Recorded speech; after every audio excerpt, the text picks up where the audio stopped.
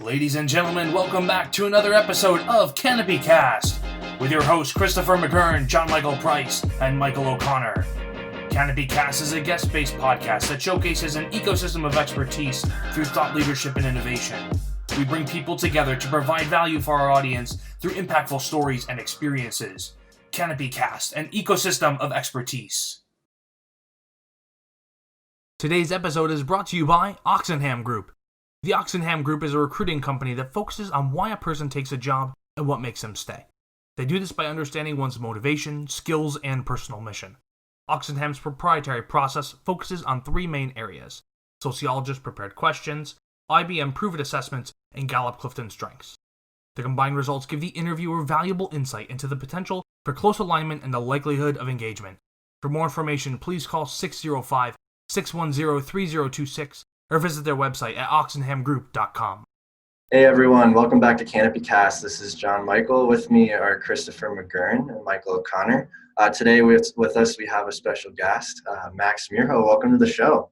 Thank you for having me, yeah. Yeah, awesome. Did I butcher your last name? I don't think I actually asked how to pronounce that. No, before. Mirho. That sounds good to me. Usually I have a guttural reaction if somebody says it wrong, but no, it sounds fine to me. Yeah. Awesome. Well, yeah, for everybody listening in, Max is the host of EntrepreNerd. He also has a lot of other things going on. Really cool entrepreneur here, or should I say entrepreneur. But Max, why don't you go ahead and give everybody a little bit of a background on, what you have going on and what brought you to where you are now. Yeah, totally. So I'm a pretty young guy. I'm a recent graduate.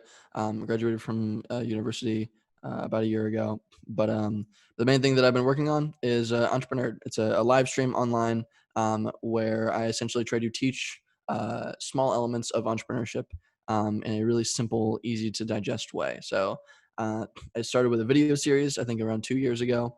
I started with a video series of me just publishing little experiments that I was conducting. So the first one was like a lemonade stand. I wanted to start with like the most basic form of entrepreneurship, and a lemonade stand was what I could think of. And I published a bunch of videos on how I built a lemonade stand and how I lost money, but ended up like selling some product, right? On my college campus. And then it expanded from there. I experimented with doing freelancing, with doing photography, with running a couple different little things, and I documented all of it. And eventually I got like pestered by like 6 different people to like try doing live streaming, because it seemed like that's the kind of stuff that I'm doing anyway. I was documenting relatively live things on my videos anyway. And for the past year-ish, probably like 8 months, I've been doing live streams. I think I just hit number like 47. I do them every week. I do 2 every week now, and sometimes I do them on the weekends just to goof off. But yeah, I teach entrepreneurship and I experiment with building small little products and selling them and experimenting with different no-code tools and just messing around with small little entrepreneurial projects and ideas to show people that it's really not that hard to get started, no matter what background you come from. You don't need any skills in any certain area. So. That's awesome. So in your live stream, just for people listening in who might want to tune into that, like what do you usually go over? I know you're saying you teach like the basics of entrepreneurship, but do you, kind of take questions from your audience? Like how involved do you get your audience? Yeah, totally. So my audience is like, in terms of like the live audience, like people view it afterwards, but in terms of the live audience, it's not like super big right now. So I have like definitely a few comments coming in from, I think I usually top out around 10 viewers concurrent. So I definitely have comments coming in. People are asking questions very frequently throughout the whole thing. It's not like insanely like everybody. It's not like a Twitch stream that you would see on like a video game where like there's tons and tons of comments and it's just all crazy. But yeah, no, I answer every question that comes in. And we try to make it a very group effort. So like if I have a question on like, how should I design this? How should I change this? Do you feel like this converts well? Or is this messaging okay? Have I gotten the copy right? I'll ask for audience feedback. Absolutely. We build it together. That's the whole goal of doing it on live stream. It's not just me. It's the group of people that are with me are helping me build something awesome. So we all get the educational element together. Awesome. Yeah. So I guess that kind of leads me into my next question of, when you have, built these entrepreneurial endeavors in the past, when you've, consulted other people in doing that, what are some of the things that you look for? Do you kind of have like a mental checklist when you're talking to someone of, whether or not they're going to be, I don't want to use the word successful, but like how valid their idea is, or, what are some missing points? Like, do you have a mental checklist like that you kind of go through?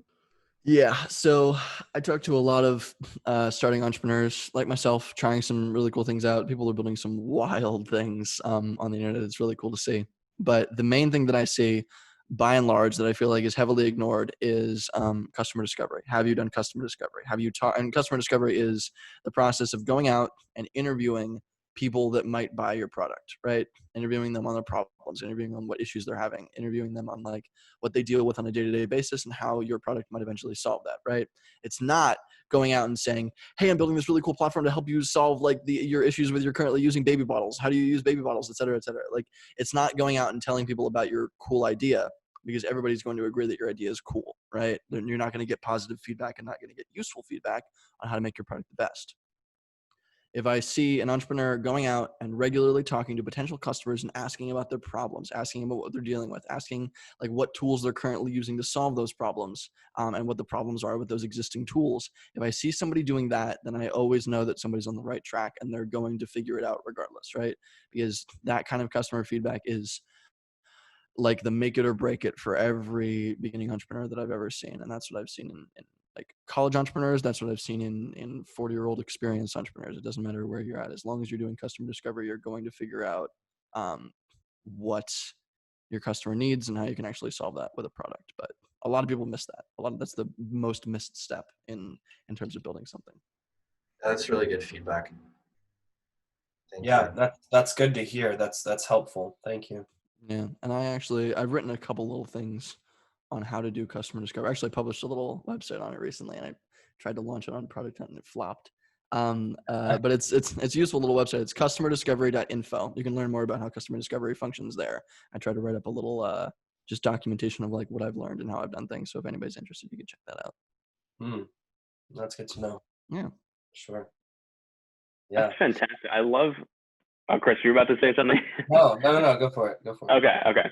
I love the way you described kind of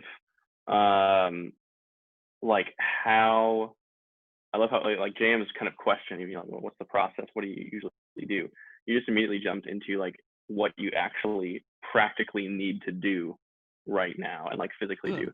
I feel like there's a lot of people out there who will, you know, give you like 3 steps to success, and they'll be like, find yourself and, you know, change your mentality and, you know, and yeah. And I love it. Exactly. You know what I'm talking about. And I love the practicality. I love that you're like, you started off with just, you know, videos about opening a lemonade stand, like actually doing something, and learning from the actual doing. And whether you succeed or fail, like, you know, like it sounds like you said you lost a little bit of money on the lemonade stand. I lost like $30 on the lemonade stand, but I learned a ton about how like early our marketing works for a really basic product. Exactly. You always learn something. Exactly. I think that's so crucial, is doing and learning from actually doing things rather than just talking about things or, you know, theorizing about things. I love that approach.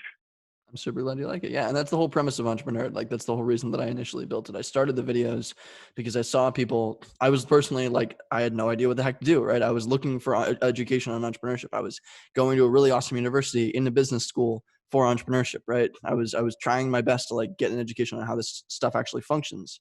And I couldn't find anything. And for the first 2 years of me in school, I was just taking basic business classes and I wasn't getting the entrepreneurship classes. And I was really frustrated because I wanted to learn how this functions.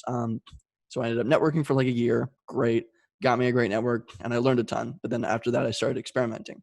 And once I started experimenting, I realized that like everywhere that I looked on the internet, to Gary Vee, to Grant Cardone, to all these different like influencers on the internet, all of the things that they told me to do were just like general, and they were inspirational and motivational. And I didn't need inspiration or motivation at that point.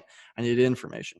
And so I decided like, okay, maybe, and like, I enjoyed like Tim Ferriss and how Tim Ferriss kind of explained things, because he usually is highly informational. He focuses on like resources and specific things, but it was lacking that like last piece of implementation and how to like take that first step. Right. And so I figured like, okay, that feels like a niche. I could start that right now because I'm going to be trying it. So I might as well document that process. Turns out a lot of people agree with me. And yeah, I'm all about like, here is the first actual step. This will teach you something. Go out and do it.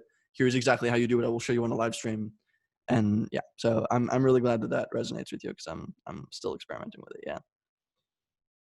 Yeah, and just to go off of that, I really enjoyed the direct approach that you're touching on, and what you're doing. I really appreciate that, and I also love just the idea of you starting, the lemonade stand that you said in college, right? Like, I love how you didn't wait to start your first endeavor. You're like, no, like now's the right time. I'm going to go ahead and start. Like, I love that. The ambition, I think, is so important for any entrepreneur. I think it's one of the main things, ambition, confidence, etc. But not being afraid to start even when you're young, rather than, I feel like so many people shy away and they're like, oh, like maybe one day. It's like, why not now? And I really respect that. I think Yeah. that's awesome. So I'm super glad. I'm super glad you like it. Yeah, no, I'm the goal is just to break down barriers. So it's just easier. Like I have done this in front of you. It is not that hard. You could pull up a recording of my live stream and Google Chrome on another screen and copy exactly what I'm doing, and it works, right? To some degree, at least gets you to the prototype stage. So no, yeah, I just want to make it like, I want to normalize like dicking around with some small little thing, right? And making something. So yeah, I'm glad you like it. Yeah, I think you touched on something really important there. Is that you just really have to just go start doing it. And I want to get into that. But before I do, my last question, kind of surrounding EntrepreNerd, is, as a whole, is what's your most frustrating or like hardest hypothetical business you've had to start just because of things that kind of came up that you didn't see at first?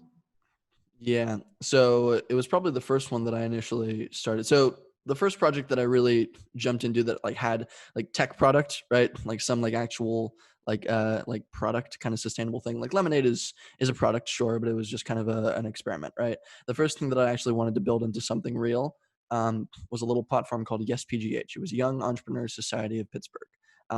Very cute little thing. I just made a little website on Wix. I connected it to a Facebook group and I connected it to a meetup group.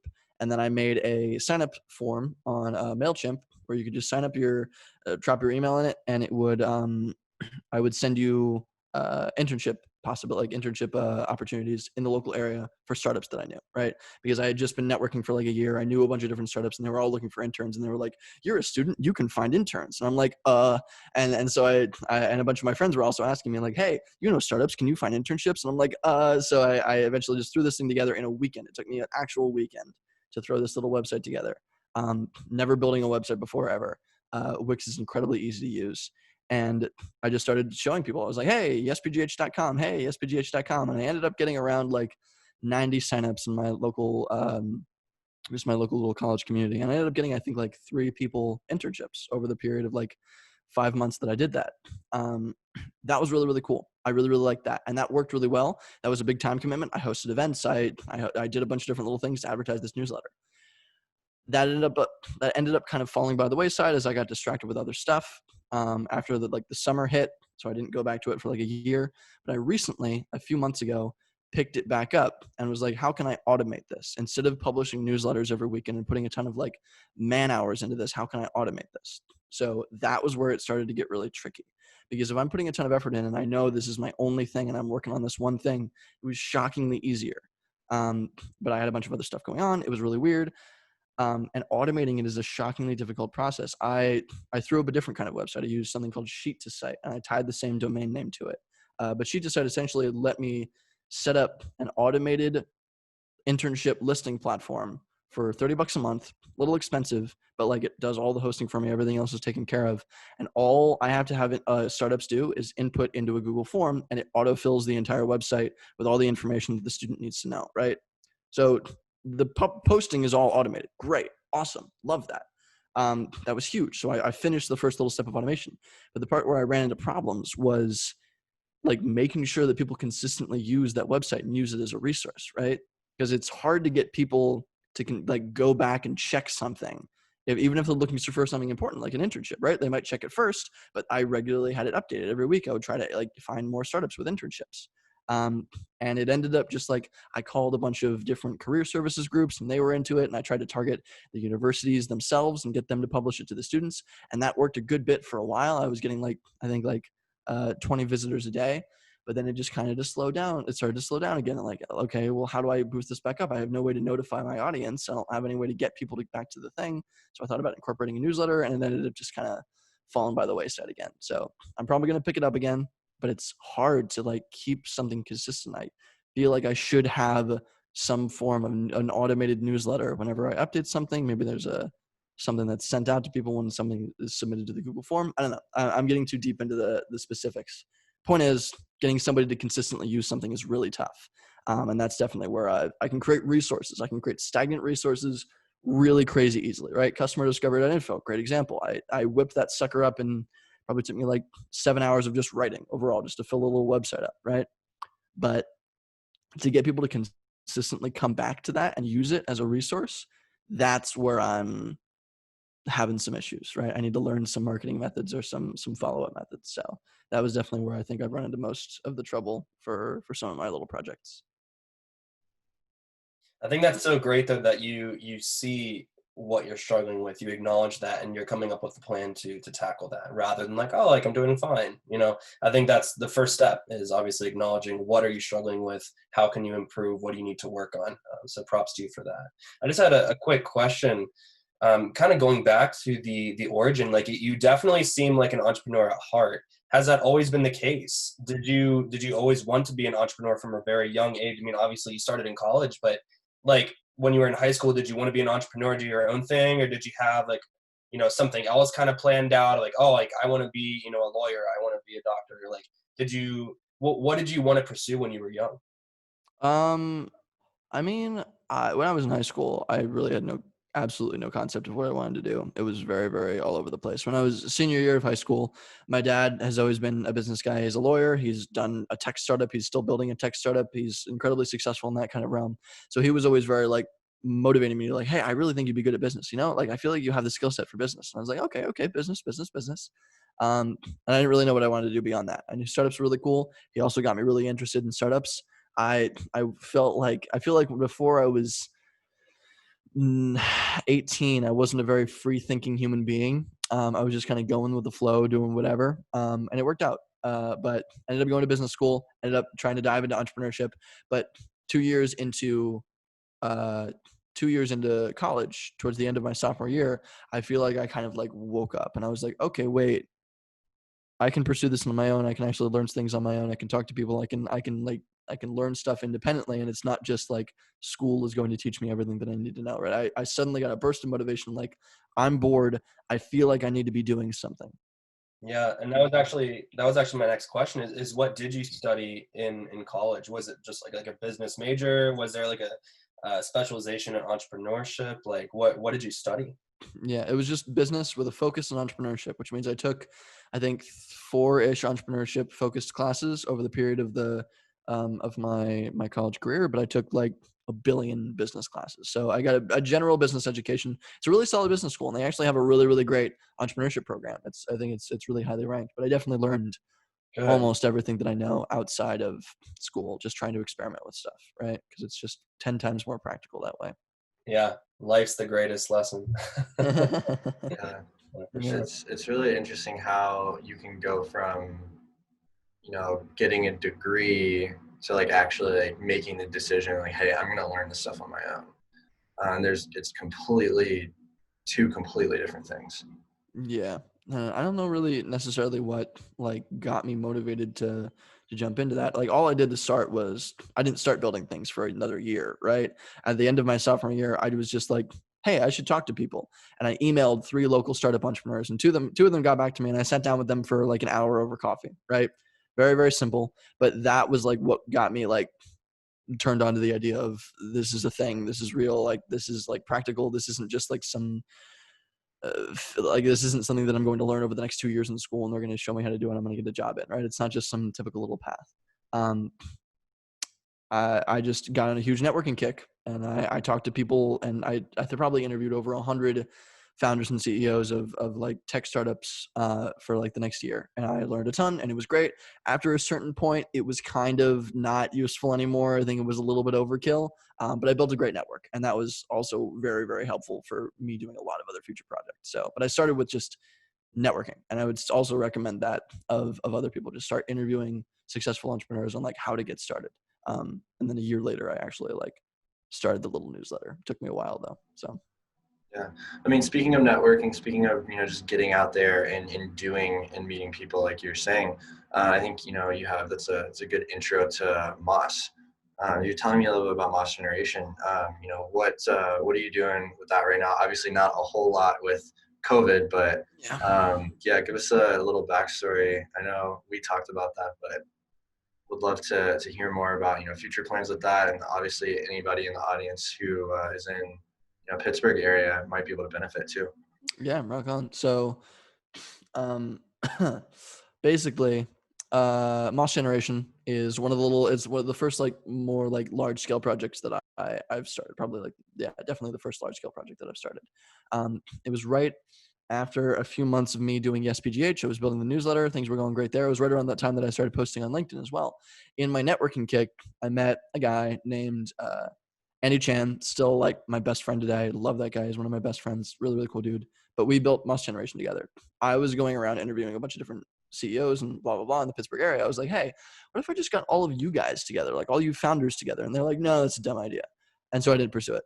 And then Andy, because Andy doesn't give a heck, he runs his own startup, and he was just like on the side. He was like, hey, maybe we should just get like 15 startup founders together. And they all loved it. Immediately it became this really successful thing. And on the second event he hosted, he got somebody to sponsor the event for free drinks. And it was this huge, like it was clearly something that needed to happen locally, right? It just immediately caught traction. After the second event, he was like, hey, I don't have the time to full-time run this. And I know you've also like run events and you've wanted to do something like this for a while. How about you join me? And he's been busy with his company for the first while. So for the past year, it's been mostly me running Moss, but because he's got like some really solid traction on his startup, and I want him to pursue that.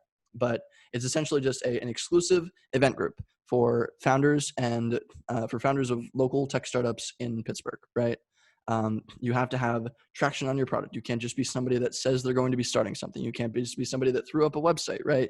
You have to be somebody that is selling a tech product or a scalable product or sometimes a service to a customer, right? You have to have sales and have traction to that degree. So you are in the growth stage, right, as a founder. If you fit those criteria, you are in the group. We host little exclusive meetups, free drinks, free food for everybody involved. We get sponsors from local, larger businesses to sponsor the event and come and hang out. And it's a really, really high quality event because everybody there is doing the exact same thing, building something, right? And they're in the exact same stage of building that thing. So it ends up being a really, really high value network to kind of hang around. That's why people want to sponsor it. But we're kind of sucking a whole lot of butt right now because of COVID. So we've been hosting some online events. We've been hosting some little Google Hangouts and Zoom Hangouts, and that's fun. Like we'll all just grab a beer and hop on Zoom and just be like, "Hey, how's it going, everybody?" And it's really cute. I want to host a larger scale online event just because it looks like this is going to be going on for quite a while. I'm going to be testing that in the next month, but thus far it's been pretty casual. Yeah, but it was a shame because that was my first really solidly revenue producing project, and now it's flopped again. So I'm hoping that everything goes well and it's still consistent after all of the COVID stuff hits. But it was really, really exciting. So no, it still exists. It's still a thing. If anybody is in the local Pittsburgh area and fits the criteria that I was just talking about, hit me the heck up. But yeah, no, it's been really fun so far. And that's been, wouldn't have been able to build that if I didn't start that network, right? If I didn't start networking like crazy. So it ended up being really beneficial that I built that network later once we started Moss. Yeah, and I think it's a great thing, and I think every big city needs something like that. I know there's a really cool thing here in Denver called the Commons on Champa, and it's just this interesting little conglomeration of the actual local governments involved, and then two businesses that are local.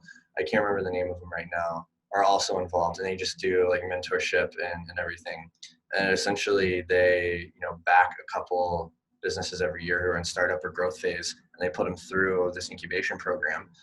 What's really awesome though is because it's government funded, they have a location downtown where you can go, and it's basically like a WeWork, but because it's a local thing, anybody can go, and as long as you can provide proof of hey, I'm actually an entrepreneur, I'm not just some random guy who's a student and I want to come here and do homework. If you can prove hey, I have a business, here's my website, LLC, we're bringing in revenue, they give you a free place to have office space to at least come and work, kind of like a hot desk WeWork. I think every major city needs if not at least multiple iterations of that to support local entrepreneurship, because it's so hard to get started out bootstrapping without some of those resources. I agree completely. Yeah, no, that's the free office space, like, or just a free desk to work at, right? That is like shockingly important. Everybody that I know, that like all the incubators in Pittsburgh have similar things. They have open desk space where you can go and you can work. It's critically important because like I work at home. I am one of the few people that I've realized is comfortable working at home. Like a lot of people, like freelancers, starting entrepreneurs, I don't know. I'm just a homebody in general. I've become pretty antisocial lately just because I've been building a ton of things and keeping my head down while everything is happening. That is shockingly rare of people that are trying to start something, right? And of course, like when I was starting, I was not like that. I was hyper social. I was always going to places. I was always asking advice. But now that I know what I think I need to do, I'm keeping my head down a little bit. Co-working is huge. It's absolutely huge. It's a really, really important resource. And it doesn't seem like it. It's just like, oh, a desk to sit at. It means like a whole lot more than that. It's a place that you can go. It's a place that you can ask for advice. It's a place that you can meet potential clients and other things. It makes you look 10 times more professional. Even if you have a little part-time desk, it ends up helping a lot when it comes to actually scaling something. So Yeah, it's awesome. Yeah, I guess that gets me into, next thing, which is it's really important, specifically, what you're discussing, having those criteria of people to join the group. I think, setting those standards is really important. That's something that not a lot of businesses do up front. Specifically, whether it's their pricing or like what type of clients they take on. I think a lot of people really, what's the word I'm looking for? A lot of people really compromise on who they either let become. I know this sounds silly, but like compromise on who they let become a client. Whether that's through pricing or whatever that is. What I wanted to ask though is like, how did that feel? You were saying Boss Generation specifically was one of the first really successful things when it came to revenue that you were doing. How did that feel when everything lined up with like people loved the product and you were actually like getting money for it too? that was very, very recently. That was only like I think like 6-ish months ago before COVID hit. It was really, really exciting because I got like a check. I transferred money from the business account to my personal account. And I was like, holy crap, like this means that could potentially be sustainable. That means I can like if I spend more time doing this, maybe I can improve that revenue. Like it's only going to scale to a certain level here in Pittsburgh because Pittsburgh is a small ecosystem. But like that's like that was stupid exciting to me. And like even now, like I'm monetizing a couple of my other little projects. I'm monetizing EntrepreNerd slightly. It is unbelievably exciting to me to see that as a potential thing. I don't know, I can't explain it in like any other way. It's just really, really, it pumps me up because it just, the roadmap in my head suddenly becomes like a lot shorter. The path to like the whatever goal that I have in my head of like, okay, sustaining myself doing things that I love exclusively, that is like suddenly a lot closer, and it doesn't seem like some figment of my imagination.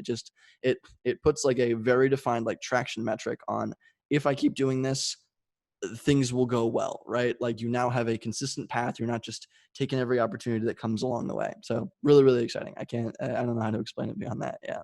Yeah, I can't agree more. I mean, I think it's one of the most satisfying feelings out there is when you finally, make it work, you see it happen, and it makes you want to keep pursuing it. It's quite phenomenal, to be honest. Another question for you, what, you kind of touched on it just there, like, the overarching goal, the big picture goal, like what is that for you? What's your goal? Yeah. I was To discussing get more it. sleep as an entrepreneur. Yeah. No, lately I've actually been getting a ton of sleep. It's just yesterday and today I had to wake up early for stuff, and I always stay up way too late doing work. Um, but I would say the goal. I was having a discussion with somebody yesterday about this. The goal for EntrepreNerd and for everything that I'm doing in general, the goal is to become a very well-known influencer in the entrepreneurship space, right? And have like any college student that's pursuing tech or entrepreneurship or business to know, like, at least have heard the name EntrepreNerd, right? And understands like what that means and where they can find my stuff, right? So if they are interested in learning more or participating or jumping in on some sort of a project, they know that they can go to my website and find something to get involved with, right? It's just to use EntrepreNerd as like a way to normalize just fucking around and finding something to build, right? If you want to build something, getting started immediately, right? Like normalize entrepreneurship for fun, normalize entrepreneurship for profit, yes, but mostly just like to build something, right? Because like It teaches you everything. It's way more educational than a lot of stuff that you're going to learn in college. I want to normalize small form, not big tech startup-y, fancy, crazy Silicon Valley stuff. I want to normalize small form. I'm going to build something this weekend to solve a problem that I saw locally, right? Just small form entrepreneurship. That's probably the large overarching goal. Smaller form goal, I want to create an incubator to do that, right? In the next like 5-ish years, I want to have some sort of a small little online incubator where I can very directly have a program that pays and helps people build things, right? So they pitch, they have a great idea, they know it's a problem, they've proven to me through customer discovery that this is an issue locally in their community. I will be able to give them the resources, the education, the money, the time, the whatever, the network to go out and build that. And I think that's the first step to normalizing something like small scale entrepreneurship. So, but that's definitely pretty far in the future. But the first step to that is just building an audience, right? If I can build a large enough audience, I can get that started, no problem. So it's just about growing right now. Awesome. I think you hit on something really important too that kind of parallels to something that I was looking into recently. I'm not sure if you're familiar with the Morning Brew or not. Yeah, so Alex Lieberman actually recently started the Founders Journal podcast, which is awesome podcast. Check it out. Anybody listening who hasn't heard of it, not a sponsor, but freaking awesome dude. And he's killing it over there. But he went over, and you may have listened to the episode that I'm speaking of, but he went over like tasks and getting hung up on being productive, just productivity in general, and how a lot of people kind of make their to-do list and they rank things by like most important to get done. And it's really not about, getting everything done at once. I think a lot of people get caught up on that. Like, okay, this is like the most important thing on my to-do list. This is like the biggest goal I have right now. I have to get that done first before all these other like 50 small things. He was saying, like build up your momentum, and like in the beginning of the day, instead of tackling that really big important thing, he said, get some of the smaller stuff out of the way and, build up that momentum and show yourself like I can get all these things done and build up to that really big thing and like do that in the afternoon. He said it'll still get done, but that way you're not like tackling this like big wall right up front. And I think a lot of people have the same mentality about entrepreneurship is like, that big fancy tech startup that you're talking about is like, oh, I have to get like all of my ducks in a row. I have to build everything out. It's going to take me like 1.5 years before I can even think about launching. And sometimes it's just about changing your mindset and saying, like you said, what's that thing that I can do over the weekend just to get started to show myself that I can be successful? Because once you get a taste of that success, once you get that first check in your bank account, you're like ready to go. And it gives you that much more drive. Yeah. It's actually interesting because I published something on my little premium newsletter about this specifically a few weeks ago, about how to use to-do lists and what I've noticed recently. First of all, just on your little point, what were you saying? I forgot. Getting started, that's what it was. Yeah. So the only thing that's motivated me, sorry, I'm distracted right now. The only thing that's like motivated me to really do anything, the only reason that I got into LinkedIn, the only reason that I got into Moss, the only reason that I like EntrepreNerd really worked out was because of traction, right? The reason that I like the idea of prototyping things really, really quickly and just spinning them up is because the only thing that motivates me is seeing that it's working. Right?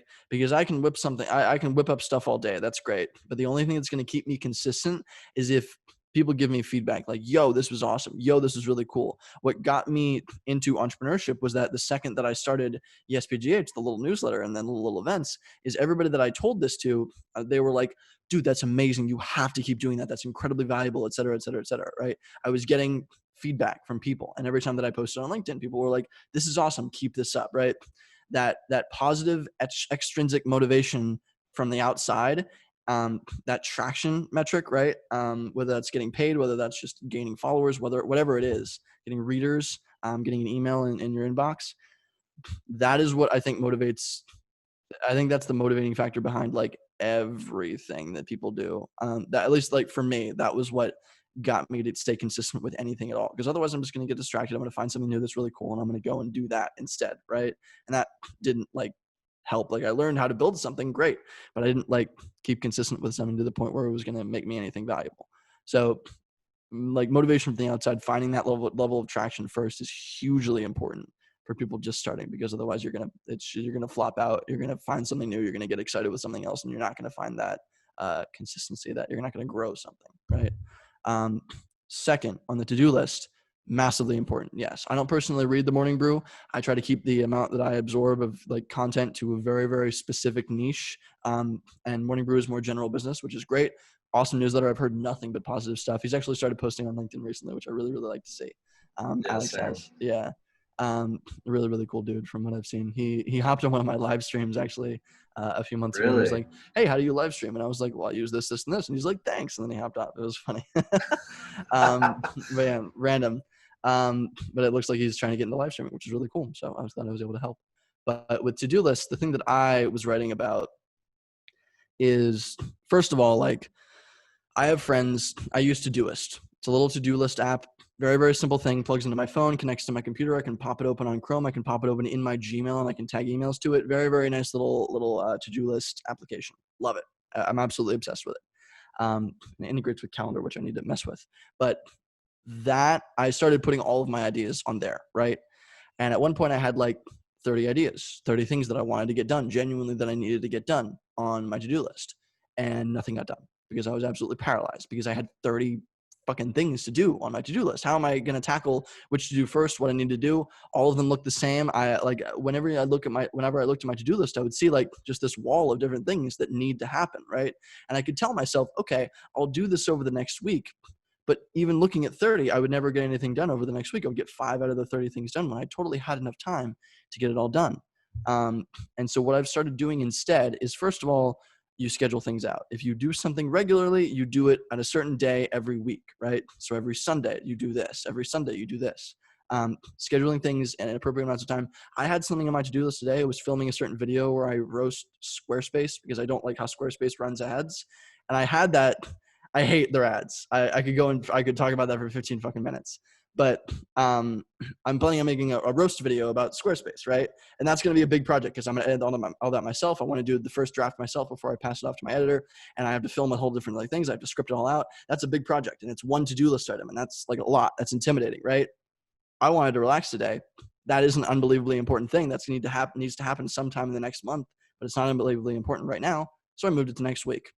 I have enough to work on this week already, right? So I'm going to focus on the stuff that I need to get done this week, and then I'll do the stuff next week, right? Budget, like scheduling things out. If they aren't unbelievably important, don't push them off. Just like put them in the right places when you know you don't have a ton of other work.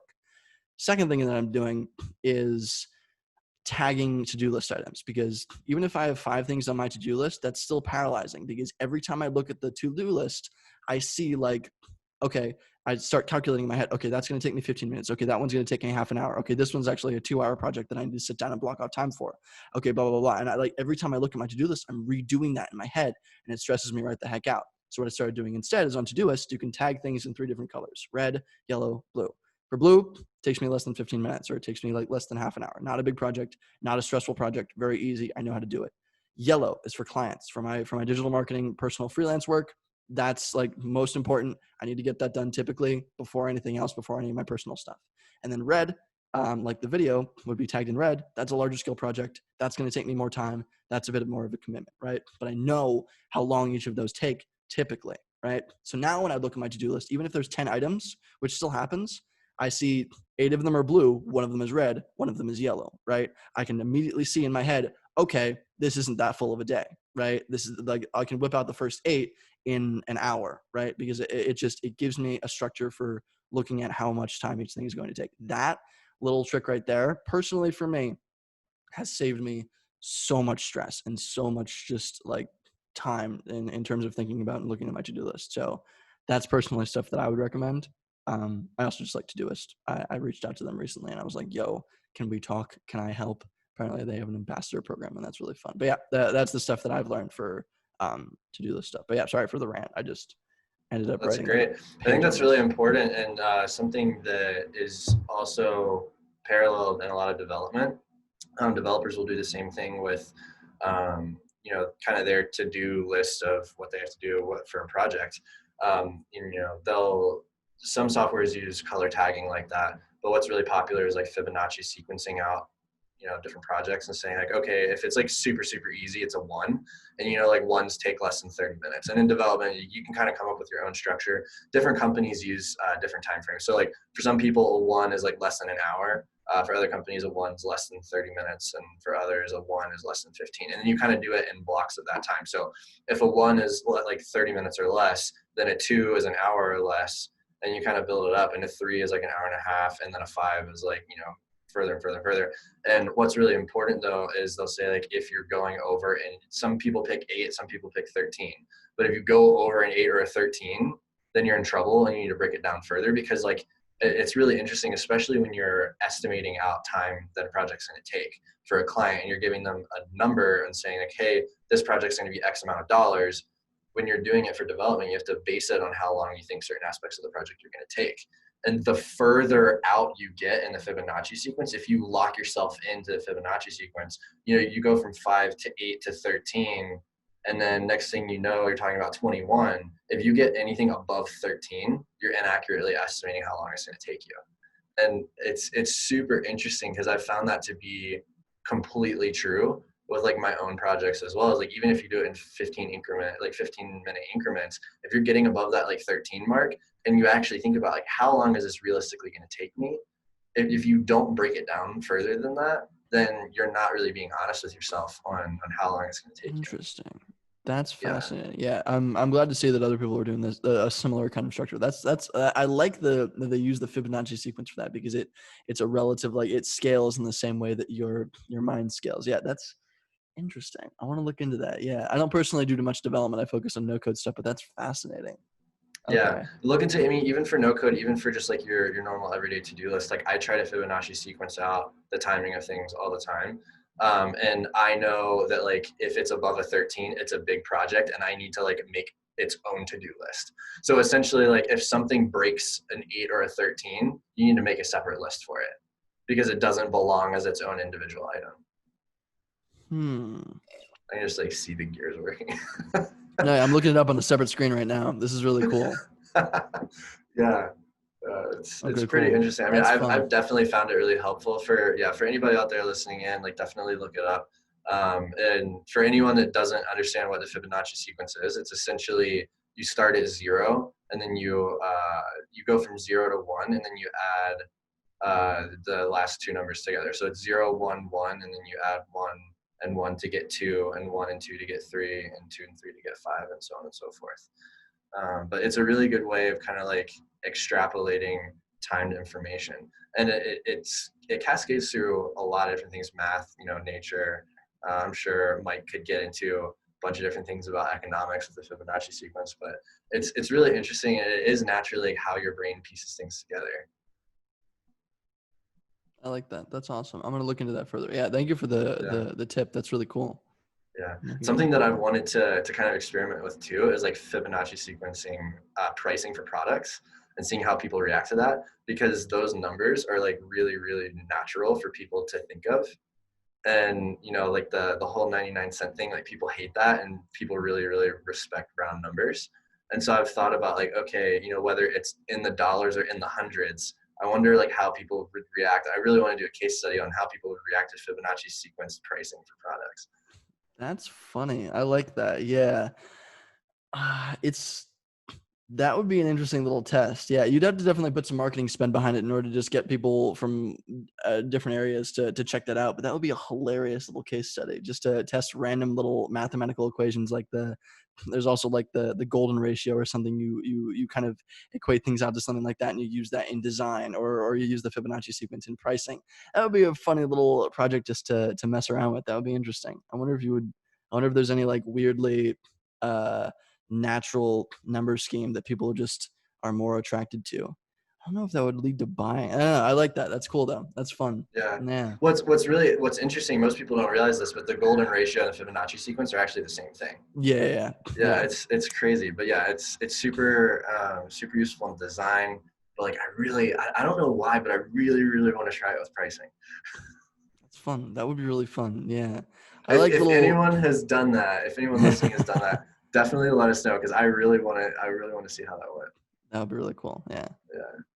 And Max, if you experiment with that, definitely let me know. I want to be involved in that. I want to get comfortable enough to the point where I can just like throw up landing pages really, really quickly and just like have like a little bit of disposable income where I can just toss like $200 to this and just see what people click on a fake little landing page. Cause I throw up fake landing pages regularly for just like, if I have an idea, the best way to test it is to throw up a fake little landing page on Card and pretend you have the product built, right? And then estimate the pricing at the bottom. It says buy now $20, right? Or buy now $5 a month or whatever like estimated pricing you think works.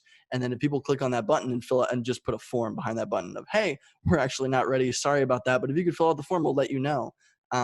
That's the best way to test a startup idea really, really quickly. And it also lets you know if people are going to buy that, because people are clicking on that $5 a month buy button. They're not paying anything. But if they're clicking on that, that's a reasonable estimation that like at least half of those people are going to pay for that thing. They're interested enough to pay for that thing, right? So it wouldn't be that hard to throw up a little landing page and just like test 3 little pricing tiers, like buy now for this, buy now with these characteristics, or these this tier for this, or buy now for interesting. Yeah. And it's really interesting too how like, you could work that in with like bundling discounts like with multiple products, because it naturally is like slightly less with the next number and compounding. So yeah. Now I'm thinking about it. Yeah. That's a whole rabbit hole. That's fun though. I like that. Using mathematics and natural numbers to price your products. That's cute. I like that a lot. I dig that. That'd be funny to do. Yeah. Cool. Then you're getting into the whole choice architecture and priming and heuristics and all the fun stuff there, which it's so interesting. It's like, I feel like we've gone into a new era of marketing in like the last 10 years of social media and kind of connected structures and, very cheap broadcasting. And maybe the next realm is, the AI, the choice architecture, all the mathematical stuff going on. Who knows? That'd be really cool. That'd be really cool to see. But yeah, no time like the present to advertise your stuff. Like Facebook ads are so unbelievably cheap just to test an idea or a product or pricing or anything, right? It becomes really, really simple now. If you have just like you can run a Facebook ad for $1 a day and reach thousands and thousands of people. So yeah, it's definitely the world of testing random stuff like this to see what works. I think it's something people should do more. For sure. Yeah. Awesome. Yeah, I think we're getting close to time. Mike and Chris, if you guys have any last questions, or Max, if you have any questions for us, we'd love to hear this too. I'm okay. Yeah, I can't think of anything right now. I'm thinking about a bunch of the Fibonacci sequence stuff now. Yeah, math gets me distracted too. It's really easy to go down the mathematics rabbit hole, especially when you're talking about business and marketing. Yeah, I guess I do have a final question for you. I love the city of Pittsburgh. The 3 of us all went to college like 40 minutes away from downtown Pittsburgh. So explored it. It's a great city. What is your favorite like part of the city? And then what is like the business climate been like in Pittsburgh, specifically before the virus, but I guess also now?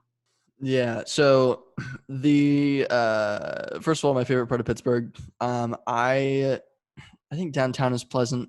I just like all the bridges. It's just got so many fucking bridges, literally all over the place. It's ridiculous, and they're just like it's just pleasant to walk across them. It's also pleasant to like go at night.